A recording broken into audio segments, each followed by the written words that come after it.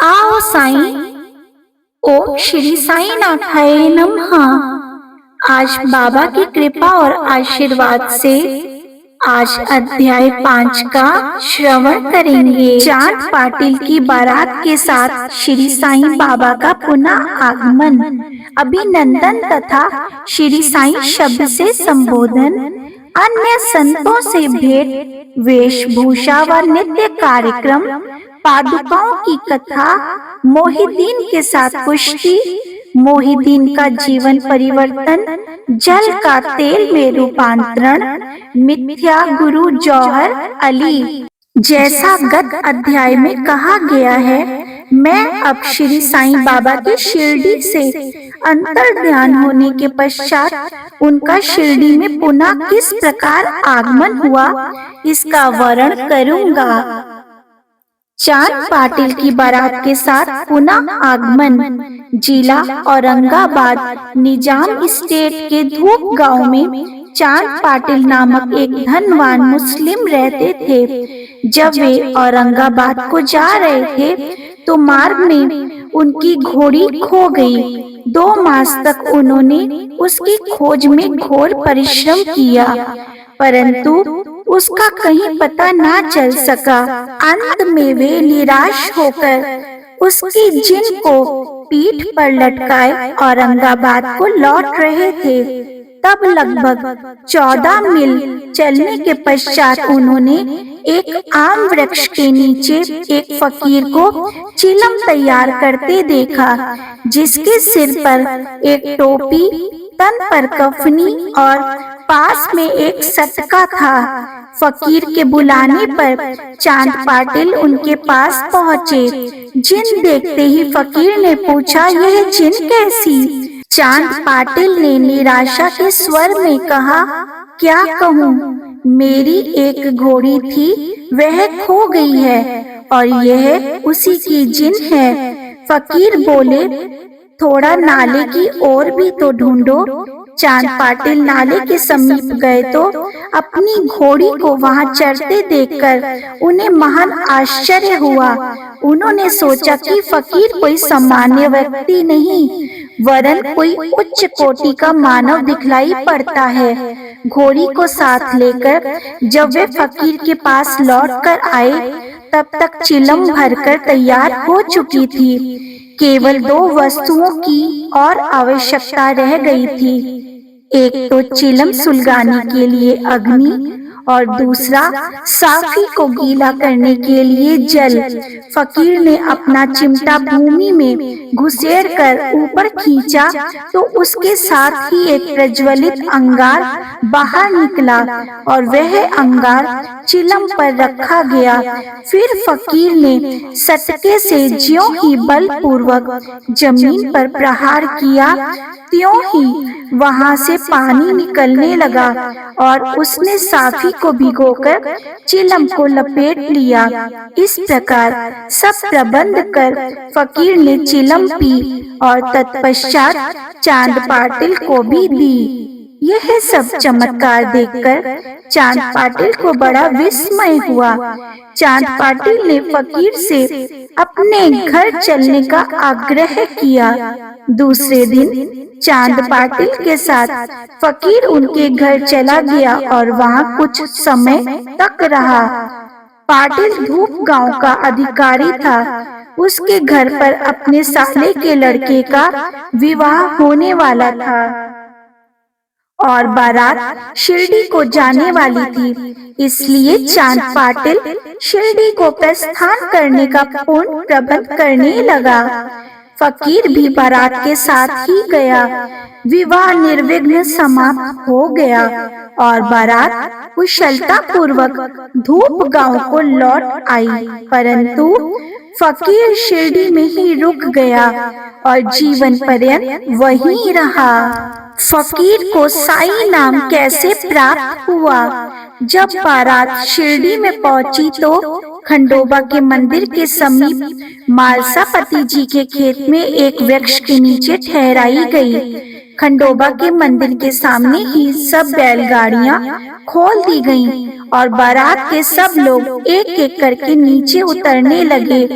तरुण फकीर को उतरते देख मालसापति ने आओ साईं कहकर उनका अभिनंदन किया तथा अन्य उपस्थित लोगों ने भी साईं शब्द से ही संबोधन कर उनका आदर किया।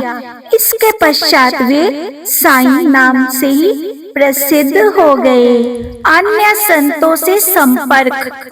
शिरडी आने पर श्री साईं बाबा मस्जिद में निवास करने लगे। बाबा के शिरडी में आने के पूर्व देवीदास नाम के एक संत अनेक वर्षों से वहां रहते थे। बाबा को वे बहुत प्रिय थे। वे उनके साथ कभी हनुमान मंदिर में और कभी चावड़ी में रहते थे। कुछ समय के पश्चात जानकीदास नाम के एक संत का भी शिरडी में आगमन हुआ। अब बाबा जानकीदास से वार्तालाप करने में अपना बहुत सा समय व्यतीत करने लगे। जानकीदास भी कभी कभी बाबा के स्थान पर चले आया करते थे और पूरा तांबे के श्री गंगागीर नामक एक पारिवारिक वैश्य संत भी बहुधा बाबा के पास आया जाया करते थे। जब प्रथम बार उन्होंने श्री साईं बाबा का बगीचा सींचने के लिए पानी ढोते देखा तो उन्हें बड़ा अचंभा हुआ।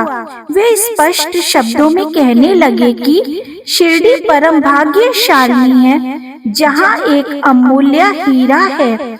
जिन्हें तुम इस प्रकार परिश्रम करते हुए देख रहे हो, वे कोई सामान्य पुरुष नहीं है, अपितु यह भूमि बहुत भाग्यशाली तथा महान पुण्य भूमि है। इसी कारण इसे यह रत्न प्राप्त हुआ है।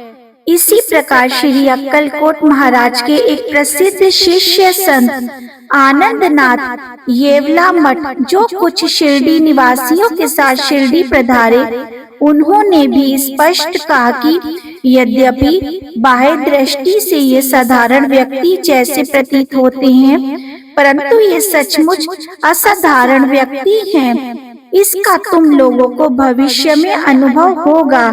ऐसा कहकर वे येवला को लौट गए।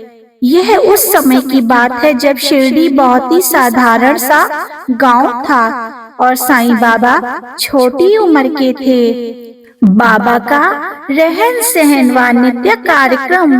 तरुण अवस्था में श्री साईं बाबा ने अपने केश कभी भी नहीं कटाए और वे सदैव एक पहलवान की तरह रहते थे। जब वे राहता जाते, जो कि शिरडी से 3 मील दूर है, तो वहां से वे गेंदा, जाई और जूही के पौधे मोल ले आया करते थे। वे उन्हें स्वच्छ करके उत्तम भूमि देखकर लगा देते और स्वयं सींचते थे। वामन तात्या नाम के एक भक्त इन्हें नित्य प्रति 2 मिट्टी के घड़े दिया करते थे। इन घड़ों द्वारा बाबा स्वयं ही पौधों में पानी डाला करते थे। जैसे ही घड़े वहां रखते, वैसे ही वे फूट जाया करते थे, क्योंकि वे बिना तपाए और कच्ची मिट्टी के बने रहते थे। दूसरे दिन तात्या उन्हें फिर 2 नए घड़े दिया करते थे। यह क्रम 3 वर्षों तक चला और श्री साईं बाबा के कठोर परिश्रम तथा प्रयत्न से वहां फूलों की एक सुंदर फुलवारी बन गई। आजकल इसी स्थान पर बाबा के समाधि मंदिर की भव्य इमारत शोभ्यमान है, जहां सहस्त्रों भक्त आते जाते रहते हैं। नीम वृक्ष के नीचे पादुकाओं की कथा। श्री अक्कलकोट महाराज के एक भक्त, जिनका नाम भाई कृष्णा जी अलीबागकर था, उनके चित्र का नित्य प्रति पूजन किया करते थे। एक समय उन्होंने अक्कलकोट सोलापुर जिला जाकर महाराज की पादुकाओं का दर्शन एवं पूजन करने का निश्चय किया, परंतु प्रस्थान करने के पूर्व अक्कलकोट महाराज ने स्वप्न में दर्शन देकर उनसे कहा कि आजकल शिरडी ही मेरा विश्राम स्थल है और तुम वहीं जाकर मेरा पूजन करो। इसलिए भाई ने अपने कार्यक्रम में परिवर्तन कर शिरडी आकर श्री साईं बाबा की पूजा की। वे आनंद पूर्वक शिरडी में 6 मास रहे और इस स्वप्न की स्मृति स्वरूप उन्होंने पादुकाएं बनवाई। शक संवत 1834 में श्रावण में शुभ दिन देखकर नीम वृक्ष के नीचे वे पादुकाएं स्थापित कर दी। दादा केलकर तथा उपासनी महाराज ने यथाविधि स्थापना उत्सव संपन्न किया। एक दीक्षित ब्राह्मण पूजन के लिए नियुक्त कर दिया गया और प्रबंध का कार्य एक भक्त सगुण मेरु नायक को सौंपा गया। कथा का पूर्ण विवरण। ठाणे के सेवानिवृत्त मामलतदार श्री B.V. देव, जो श्री साईं बाबा के एक परम भक्त थे, उन्होंने सगुण मेरु नायक और गोविंद कमलाकर दीक्षित से इस विषय में पूछताछ की। पादुकाओं का पूर्ण विवरण श्री साईं लीला भाग 11 संख्या 1 पृष्ठ 25 में प्रकाशित हुआ है, जो निम्नलिखित है।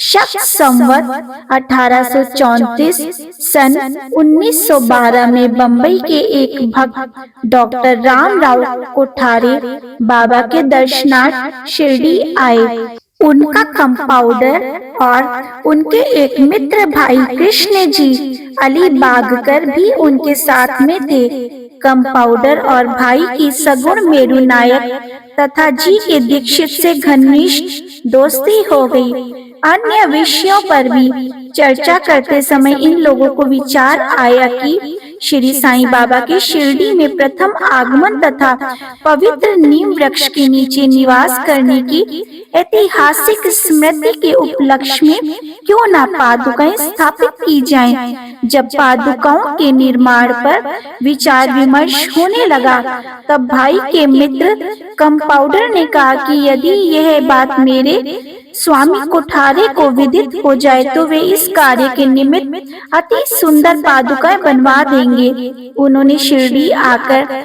पादुकाओं की रूपरेखा बनाई तथा इस विषय में उपासनी महाराज से भी खंडोबा के मंदिर में भेंट की। उपासनी महाराज ने उसमें बहुत सुधार किए और कमल फूलादि खींच दिए तथा नीचे लिखा श्लोक भी रचा, जो नीम वृक्ष के महात्म्य व बाबा की योग शक्ति का द्योतक है, जो इस प्रकार है। सदा निम्ब वृक्षस्य मूलाधिवासात् सुधा श्राविणम तिक्तमप्य प्रियम तम तरुं कल्प वृक्षाधिकम साधयन्तम नमामीश्वरम सद्गुरुम साईनाथम।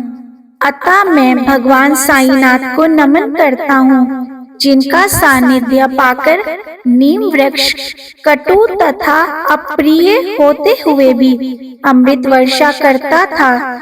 इस वृक्ष का रस अमृत कहलाता है। इसमें अनेक व्याधियों से मुक्ति देने के गुण होने के कारण इसे कल्प वृक्ष से भी श्रेष्ठ कहा गया है। उपासनी महाराज का विचार सर्वमान हुआ और कार्य रूप में भी परिणत हुआ। पादुकाएं बंबई से तैयार करवाई गईं और कंपाउंडर के हाथों शिरडी भेज दी गईं। बाबा की आज्ञा अनुसार इसकी स्थापना श्रावण की पूर्णिमा के दिन की गई। इस दिन प्रातः काल 11 बजे जी के दीक्षित उन्हें अपने मस्तक पर धारण कर खंडोबा के मंदिर से समारोह में और धूमधाम के साथ द्वारिका माई में लाए। बाबा ने पादुकाएं स्पर्श कर कहा कि ये भगवान के श्री चरण हैं। इनकी नीम वृक्ष के नीचे स्थापना कर दो। इसके एक दिन पूर्व ही बम्बई के एक पारसी भक्त पास्ता सेठ ने 25 रुपयों का मनी ऑर्डर भेजा। बाबा ने ये रुपए पादुकाओं की स्थापना के निमित्त दे दिए। स्थापना में कुल 100 रुपए व्यय हुए, जिनमें 75 रुपए चंदे द्वारा एकत्रित हुए। प्रथम 5 वर्षों तक डॉक्टर कोठारे दीपक के निमित्त 2 रुपए मासिक भेजते रहे। उन्होंने पादुकाओं के चारों ओर लगाने के लिए लोहे की छड़ें भी भेजी। स्टेशन से छड़ें ढोने और छप्पर बनाने का खर्च 7 रुपए 8 आने सगुण मेरू नायक ने दिए। आजकल जाखड़ी नाना पुजारी पूजन करते हैं और सगुण मेरू नायक नैवेद्य अर्पण करते तथा संध्या को दीपक जलाते हैं। भाई कृष्णा जी पहले अक्कलकोट महाराज के शिष्य थे। अक्कलकोट जाते हुए वे शक 1834 में पादुका स्थापन के शुभ अवसर पर शिरडी आए और दर्शन करने के पश्चात जब उन्होंने बाबा से अक्कलकोट प्रस्थान करने की आज्ञा मांगी, तब बाबा कहने लगे, अरे अक्कलकोट में क्या है, तुम वहाँ व्यर्थ क्यों जाते हो? वहाँ के महाराज तो यही हैं। यह सुनकर भाई ने अक्कलकोट जाने का विचार त्याग दिया। पादुकाएं स्थापित होने के पश्चात वे बहुधा शिरडी आया करते थे। श्री बी.वी. देव ने अंत में ऐसा लिखा है कि इन सब बातों का विवरण हेमंत पंत को विदित नहीं था, अन्यथा वे श्री साईं सच्चरित्र में लिखना कभी नहीं भूलते। मोहिदीन तंबोली के साथ कुश्ती और जीवन परिवर्तन। शिरडी में एक पहलवान था जिसका नाम मोहिदीन तंबोली था। बाबा का उससे किसी विषय पर मतभेद हो गया। फलस्वरूप दोनों में कुश्ती हुई और बाबा हार गए। इसके पश्चात बाबा ने अपनी पोशाक और रहन सहन में परिवर्तन कर दिया। वे कफनी पहनते, लंगोट बांधते और एक कपड़े से सिर ढकते थे। वे आसन तथा शयन के लिए एक टाट का टुकड़ा काम में लाते थे। इस प्रकार फटे पुराने चिथड़े पहनकर वे बहुत संतुष्ट प्रतीत होते थे। वे सदैव यही कहा करते थे कि गरीबी अव्वल बादशाही, अमीरी से लाख सवाई, गरीबों का अल्लाह भाई। गंगागीर को भी कुश्ती से बड़ा अनुराग था। एक समय था जब वह कुश्ती लड़ रहा था, तब इसी प्रकार उसको भी त्याग की भावना जागृत हो गई। इसी उपयुक्त अवसर पर उसे देववाणी सुनाई दी, भगवान के साथ खेल में अपना शरीर लगा देना चाहिए। इस कारण वह संसार छोड़ आत्म अनुभूति की ओर झुक गया। पूरा तांबे के समीप एक मठ स्थापित कर वह अपने शिष्यों सहित वहां रहने लगा। श्री साईं बाबा लोगों से ना मिलते और ना ही वार्तालाप करते थे। जब कोई उनसे कुछ प्रश्न करता तो वे केवल उतना ही उत्तर देते थे। दिन के समय वे नीम वृक्ष के नीचे विराजमान रहते थे। कभी कभी वे गांव की मेड़ पर नाले के किनारे एक बबूल वृक्ष की छाया में भी बैठे रहते थे और संध्या को अपनी इच्छानुसार कहीं भी वायु सेवन को निकल जाया करते थे। नीम गांव में वे बहुधा बाला साहेब डेंगले के घर जाया करते थे। बाबा श्री बाला साहेब को बहुत प्यार करते थे। उनके छोटे भाई, जिसका नाम नाना साहेब था, के द्वितीय विवाह करने पर भी उनको कोई संतान ना थी। बाला साहेब ने नाना साहेब को श्री साईं बाबा के दर्शनार्थ शिरडी भेजा। कुछ समय पश्चात उनकी श्री कृपा से नाना साहेब के यहाँ एक पुत्र रत्न हुआ। इसी समय से बाबा के दर्शनार्थ लोगों का अधिक संख्या में आना प्रारंभ हो गया तथा उनकी कीर्ति भी दूर दूर तक फैलने लगी। अहमदनगर में भी उनकी अधिक प्रसिद्धि हो गई। तभी से नाना साहेब चांदोरकर, केशव चिदंबर तथा अन्य कई भक्तों का शिरडी में आगमन होने लगा। बाबा दिन भर अपने भक्तों से घिरे रहते और रात्रि में जीर्ण शीर्ण मस्जिद में शयन करते थे। इस समय बाबा के पास कुल सामग्री चिलम, तंबाकू, एक टमरेल, एक लंबी कफनी, सिर के चारों ओर लपेटने का कपड़ा और एक सटका था जिसे वे सदा अपने पास रखते थे। सिर पर सदैव कपड़े का एक टुकड़ा वे सदा इस प्रकार बांधते थे कि उसका एक छोर बाएं कान पर से पीठ पर गिरता हुआ ऐसा प्रतीत होता था मानो बालों का जूड़ा हो। हफ्तों तक वे इन्हें स्वच्छ नहीं करते थे। पैर में कोई जूता या चप्पल भी नहीं पहनते थे। केवल एक टाट का टुकड़ा ही अधिकांश दिन में उनके आसन का काम देता था। वे एक कौपीन धारण करते और सर्दी से बचने के लिए दक्षिण मुख हो धूनी तपते थे। वे धूनी में लकड़ी के टुकड़े डाला करते थे तथा अपना अहम इच्छाओं और समस्त विषयों आसक्तियों की उसमें आहुति दिया करते थे। वे अल्लाह मालिक का सदा उच्चारण किया करते थे।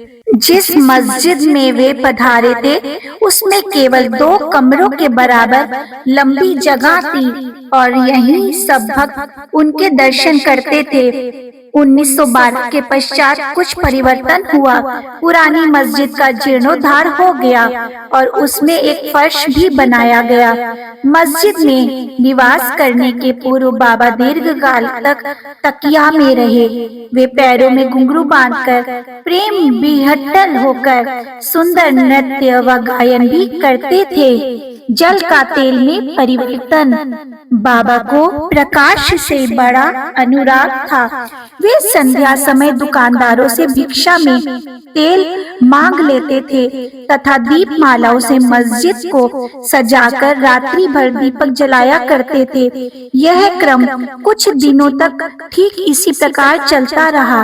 अब बनिए तंग आ गए और उन्होंने संगठित होकर निश्चय किया कि आज कोई उन्हें तेल की भिक्षा ना दे।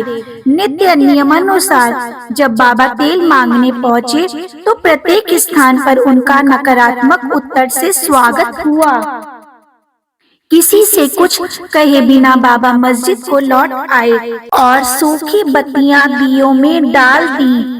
बनिए तो बड़े उत्सुक होकर उन पर दृष्टि जमाए हुए थे।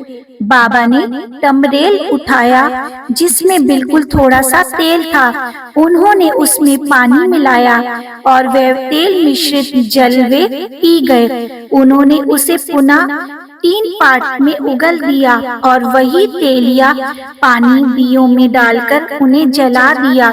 उत्सुक बनियों ने जब दीपकों को पूर्ववत रात्रि भर जलते देखा तब उन्हें अपने किए पर बड़ा दुख हुआ और उन्होंने बाबा से क्षमा याचना की। बाबा ने उन्हें क्षमा कर भविष्य में सत्य व्यवहार रखने के लिए सावधान किया। मिथ्या गुरु जौहर अली। उपर्युक्त वर्णित कुश्ती के 5 वर्ष पश्चात जौहर अली नाम के एक फकीर अपने शिष्यों के साथ राहता आए। वे वीरभद्र मंदिर के समीप एक मकान में रहने लगे। फकीर विद्वान था। कुरान की आयतें उसे कंठस्थ थीं। उसका कंठ मधुर था। गांव के बहुत से धार्मिक और श्रद्धालु जन उसके पास आने लगे और उसका यथायोग्य आदर करने लगे।